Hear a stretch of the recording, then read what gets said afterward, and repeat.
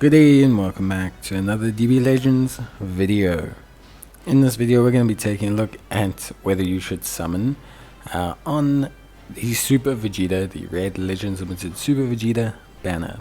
Now, Red Legends Limited Super Vegeta honestly seems like a pretty interesting unit. And if we're going to be honest, he looks pretty good.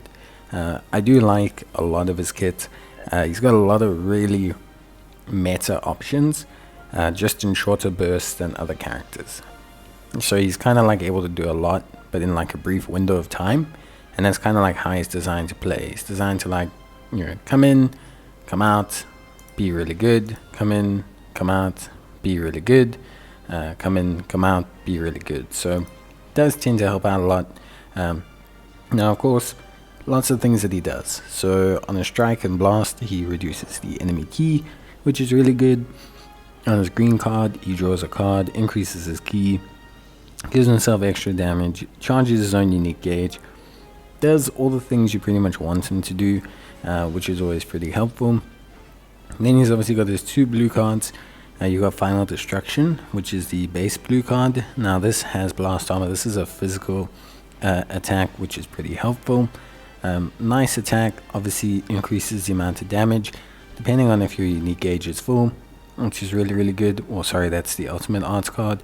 The blue card increases damage based on the amount of cards that it destroys. Now the big thing, yes, Vegeta's ultimate card can be absorbed by Super 17. So if you're someone who's hoping to incinerate Super 17 with Vegeta's attack, you are out of luck. He can absorb it. Now in terms of his main ability, some really nice stuff here.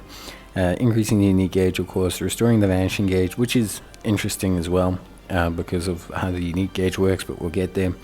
And then obviously notification of enemy special action, cover change, all really nice stuff. Now you need to be a bit careful how you use the main ability, because it restores your vanishing gauge, but your unique gauge also restores your vanishing gauge. So if you use your main ability and then you use your it triggers your unique gauge, you will actually lose a proc. Well, not lose a proc, but you won't have the ability to like double combo yourself into a vanishing gauge. So that's something that'll take a little bit of understanding. Now his unique abilities are pretty good. It's quite a tanky unit. It's got 70% damage reduction, which of course is pretty tanky. Nice damage buffs, nice strike cards buffs, nice draw card speed buffs, all really good stuff.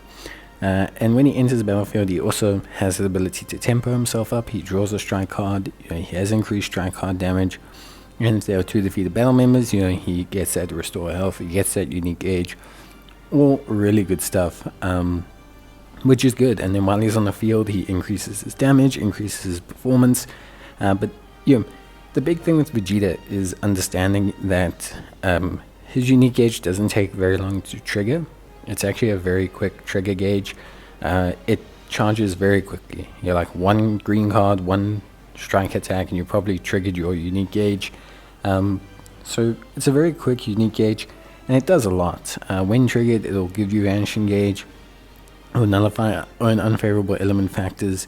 It'll nullify special action cover change for 10 seconds. It nullifies Rising Rush, or prevents Rising Rush for 10 seconds. It nullifies attribute downgrades. It nullifies pretty much it's like basically a soft refresh of Vegeta when you're at like your kind of max capabilities, which is really good. Then when you switch out, amazingly, you also provide a heal. So you do a lot. Like Vegeta does a lot, but it's all in short bursts. It's like 10 seconds, 10 timer counts, 5 timer counts. But very good. You can see here how quickly that unique gauge charges up. Very quickly. Like a very quick, very powerful unique gauge. And he's built around that. The premise is quite simple. Basically how he works is he essentially goes, comes into battle, triggers a unique gauge, starts to dish out the punishment, and then after a while, just as you're about to kind of feel this combo breakdown, just as you're about to feel the effects of him wear off, you jump out. And that's basically it. Then you survive with whatever unit you got in there, and then you throw in Vegeta again, and you let him do his business. Now the units on this banner aren't bad either. Goku Frieza, a nice unit because we get that Rising Rush nullification ability they still have. Vegeta and Trunks, a difficult one to measure. On paper, still a good unit. They did get another Zenkai boost recently, so there is possibility, plus they are Vegeta's clan, so it makes sense. Then we also have Green Trunks, who could potentially get a Zenkai this celebration. We also have Perfect Cell, who could get a Zenkai this celebration.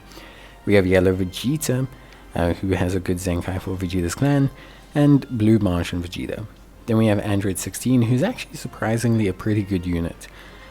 He's really quite solid. He has a very good kit. Lots of interesting stuff there. Lots of Vanishing Gauge Restoration, which is quite interesting, especially after blue cards. So a very blue card heavy unit, but also does a lot, like destroys enemies cards, quite tanky as well. The ability to nullify special cover change with a green, just in general, quite an interesting unit, and definitely a good boost for the Cell Saga Z category, but also the Androids category. So a nice pickup from that perspective, definitely an interesting option. But yeah, honestly speaking, very interesting. I think Android 16 could be a surprise, very good banner unit. And he beefs up two categories that do kind of need it, Androids and Cell Saga Z, so pretty good from that perspective. Now, of course, should you summon? It's difficult. I'm gonna say you can give it a try. I definitely feel like Vegeta's beefing up two categories that need it. Vegeta's clan, Cell Saga Z. I do think they'll get enough buffs to make both categories relevant. And yeah, I think if you're interested in those categories, if you're someone who's got a Vegeta's clan team or a Cell Saga Z team, you're gonna need Vegeta. He's gonna elevate your team a lot. He's gonna be a flagship unit for that team. So yeah, definitely give it a try. But that's basically it for me. Let me know what you guys think, and I will see you guys in the next one.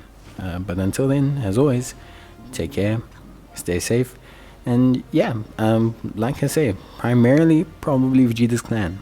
If you're a Vegeta's clan user, I would say Vegeta's a good call. If not, you can still use him on Cell Saga Z, of course. But I think Vegeta's clan is going to be where this guy gets, where he gets like that usability. But yeah, that's it from me. Bye.